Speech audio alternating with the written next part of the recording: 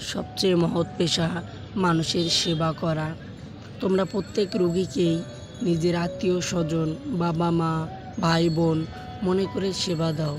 দেখবে আনন্দ আরও দ্বিগুণ হয়ে গিয়েছে যখন রোগীরা সুস্থ হয়ে বাড়ি ফিরবে। তখন আনন্দটা অনেক অনেক লেগে যাবে।